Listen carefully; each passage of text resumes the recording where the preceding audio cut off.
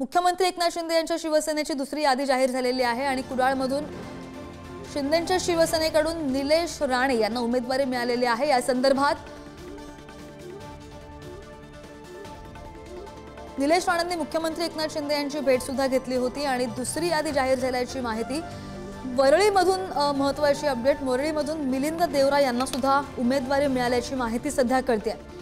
बरेच प्रयत्न केले गेले या उमेदवारी मिळवण्यासाठी, अनेकांच्या भेटीगाठी झाल्या, बऱ्याच चर्चा सुद्धा झाल्या, मात्र त्यानंतर शिंदेंच्या शिवसेनेची ही यादी जाहीर झाल्याचं पाहायला मिळतंय। आणि अधिकची माहिती घेऊन आमचे प्रतिनिधी पंकज जळवी आपल्या सोबत आहेत। पंकज, महत्त्वाची आणि मोठी अपडेट, शिंदेंच्या शिवसेनेची दुसरी यादी, कोणाकोणाची नावं आहेत आणि किती जणांची नावं या यादीमध्ये जाहीर करण्यात आली आहेत? शिंदेंच्या शिवसेनेची 20 जणांची यादी जी आहे ती प्रसिद्ध झालेली आहे। याच्यामध्ये अंधेरी पूर्वमधून मुरजी पटेल यांना उमेदवारी देण्यात आलेली आहे। कन्नड मतदारसंघामधून संजना जाधव, रावसाहेब दानवे यांची कन्या यांना उमेदवारी जाहीर करण्यात आलेली आहे। दिंडोशीमधून संजय निरुपम यांची उमेदवारी जाहीर झालेली आहे। कोल्हापूरमधून राजेश क्षीरसागर यांची उमेदवारी जाहीर झालेली आहे। जे वादग्रस्त मतदारसंघ होते त्यांच्या बाबतीत निर्णय जो आहे तो घेण्यात आलेला आहे। अर्थात अजूनही काही मतदारसंघ जे आहेत त्या बाबतीमध्ये निर्णय घेतलेला नाहीये, त्यामुळे पुढची मतदार यादी जी आहे साधारणतः 15 ते 18 जणांची, अंतिम उमेदवार यादी जी आहे ती 15 ते 18 जणांची असण्याची शक्यता आहे। कारण 82 ते 83 जागांवरती एकनाथ शिंदे यांची शिवसेना जी आहे ती निवडणूक लढवणार आहे आणि त्यामुळे 15 ते 18 जणांची पुढची यादी येईल। याच्यामध्ये आदित्य ठाकरे यांच्यासमोर मिलिंद देवरा यांच्या नावावरती शिक्कामोर्तब जे आहे ते करण्यात आलेलं आहे। वरळीमधून मिलिंद देवरा विरुद्ध आदित्य ठाकरे अशी लढत होणार आहे, तर सुनील प्रभू विरुद्ध संजय निरुपम अशी लढत होणार आहे। तर मुरजी पटेल यांना उमेदवारी अंधेरी पूर्वमधून दिलेली आहे। ऋतुजा लटके विरुद्ध मुरजी पटेल अशी लढत असणार आहे। हो, पण आपण पाहिलं तर काही जागा होत्या पंकज महायुतीमध्ये ज्यावर तीनही पक्षांनी दावा केला होता, या त्याच जागा आहेत का की त्या जागांचा तिढा अजूनही सुटलेला नाहीये? 3-4 जागांचा तिढा अजूनही सुटलेला नाहीये। त्यांनी मीराबाई तर या जागेची गोष्ट जी आहे ती केलेली नाहीये। मात्र त्याचवेळी जे 2 विश्वनाथ भोईर असतील किंवा बालाजी किणीकर असतील यांच्या नावं पहिल्या लिस्टमध्ये नव्हती, ती नावं जी आहेत ती जाहीर करण्यात आलेली आहेत। आपण जर का बघितलं तर अक्कलकुवामधनं आमच्या पाडवी यांना देण्यात आलेले विधान परिषदेचे आमदार होते। त्याच्यानंतर अंबरनाथ मधून जे आहे ते डॉक्टर बालाजी किणीकर यांना देण्यात आलेली आहे उमेदवारी।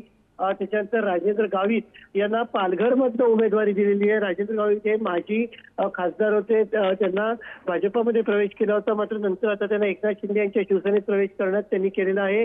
दिंडोशी मधून संजय निरुपम यांना उमेदवारी दिलेली आहे। अंधेरी पूर्वमधून मुरजी पटेल, चेंबूरमधून तुकाराम खाते, वरळी मिलिंद देवरा, पुरंदर मधून जे आहे एक नाव महत्वाचं, पुरंदर मधून सगळ्यात महत्वाचं म्हणजे विजय शिवतारे यांची उमेदवारी जाहीर केली। तर कुडाळ मालवण या मतदारसंघातून निलेश राणे यांचं नाव जे आहे ते जाहीर करण्यात आलेलं आहे। दुसरी यादी ही 22 मतदारसंघांची यादी येणं अपेक्षित होतं, मात्र त्याऐवजी 20च मतदारसंघांची यादी आलेली आहे। म्हणजे पुढची यादी 15 ते 18 उमेदवारांची असण्याची शक्यता आहे। हो, बरोबर आहे। आणि ही यादी लवकरच जाहीर करावी लागेल, कारण की अधिसूचना जी निघाली आहे 22 तारखेपासून 29 तारखेपर्यंतच त्यांना अर्ज भरायचे आहेत। पंकज, पुन्हा एकदा आपण आपल्या प्रेक्षकांना यादी सांगूया। शिंदेंच्या शिवसेनेकडून 20 उमेदवारांची नावं जाहीर झालेली आहेत आणि आमशा पाडवी यांना अक्कलकुवामधून उमेदवारी मिळाली आहे। बाळापूरमधून बळीराम क्षीरसागर यांना उमेदवारी मिळाली आहे। भावना गवळी यांना रिसोडमधून उमेदवारी मिळाल्याचं कळतंय। हदगावमधून बाबूराव कदम यांना उमेदवारी मिळाली आहे। नांदेड दक्षिणमधून शंकर पाटील यांना उमेदवारी जाहीर झालेली आहे। इकडे परभणीमध्ये पाहिलं तर आनंद भरोसे यांना उमेदवारी देण्यात आलेली आहे। पालघरमध्ये पाहिलं तर राजेंद्र गावित यांना उमेदवारी मिळाली आहे। बोईसरमधून विलास तरे यांना उमेदवारी मिळाली आहे। भिवंडी ग्रामीणमधून शांताराम मोरे, भिवंडी पूर्वमधून संतोष शेट्टी यांना उमेदवारी जाहीर झाल्याची माहिती। दुसरीकडे आपण पाहिलं 20 जणांची यादी जाहीर झालेली आहे, 10 नावं आपण पाहिलेली आहेत। इकडे कल्याण पश्चिममधून विश्वनाथ भोईर यांचं नाव आहे। त्यानंतर अंबरनाथमध्ये बालाजी किणीकर, विक्रोळीमधून सुवर्णा करंजे यांना उमेदवारी मिळाल्याची माहिती आहे। दिंडोशीमधून विजकिशोर निरुपम यांना उमेदवारी मिळाली। अंधेरी पूर्वमधून मुरजी पटेल यांना उमेदवारी, चेंबूरमधून तुकाराम काते यांना उमेदवारी मिळाल्याची माहिती। महत्त्वाची, कुडाळमधून निलेश राणे यांना उमेदवारी मिळालेली आहे। पुरंदरमधून विजय शिवतारे यांना उमेदवारी मिळाली आहे। वरळीमधून मिलिंद देवरा यांना उमेदवारी मिळालेली आहे आणि कोल्हापूर उत्तरमधून राजेश क्षीरसागर यांना उमेदवारी मिळाल्याची माहिती।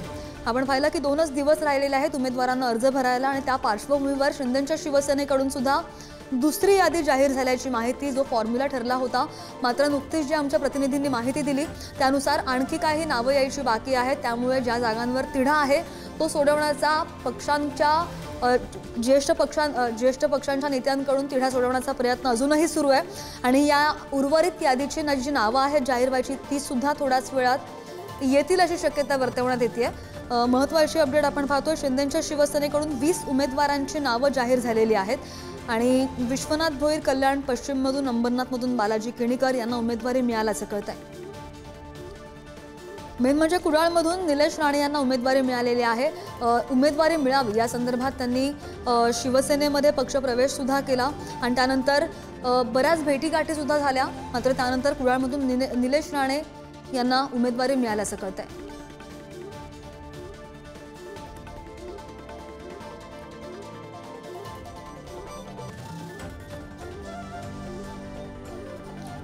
आणि कोल्हापूर पूर्वचे उमेदवार राजेश क्षीरसागर जे आपल्यासोबत आहेत त्यांना उमेदवारी मिळालेली आहे। राजेशजी, सर्वप्रथम तुमचं अभिनंदन आणि काय प्रतिक्रिया आहे तुमची? तुम्ही अधिकृत उमेदवार आहात कोल्हापूरमधून।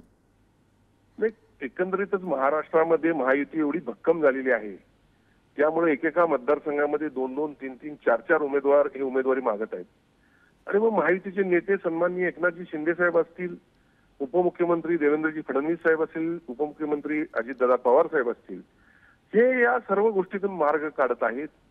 उमेदवारी एकालाच देण्यात येते, उरलेले 2-3 जे असतील त्यांना समजून सांगून उमेदवारी दिली तर बंडखोरी होणार नाही आणि महायुतीचं नुकसान होणार नाही, अशा पद्धतीची भूमिका महायुतीच्या सर्व नेत्यांची आहे।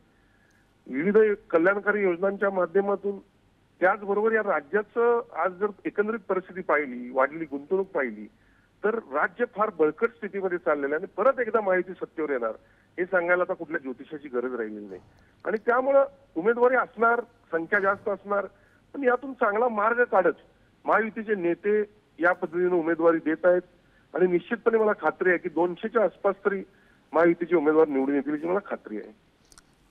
निश्चित। राजेशजी, धन्यवाद दिलेल्या सगळ्या सविस्तर माहितीसाठी। पुन्हा एकदा तुमचं अभिनंदन।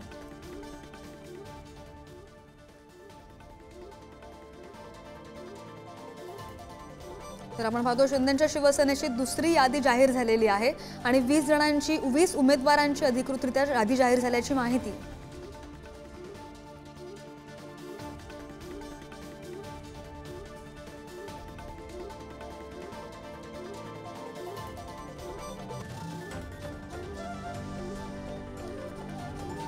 आणि कोणाकोणाला उमेदवारी मिळालेली आहे मुंबईतून पाहूया। वरळीमधून मिलिंद देवरा यांच्या नावाची बरीच चर्चा होती आणि वरळीमधून मिलिंद देवरा यांचं नाव आहे। रिसोडमधून भावना गवळी यांना सुद्धा उमेदवारी मिळाली। इकडे अंधेरी पूर्वमध्ये मुरजी पटेल त्यांना उमेदवारी मिळाली आणि दिंडोरीमधून संजय निरुपम हे सुद्धा उमेदवार आहेत।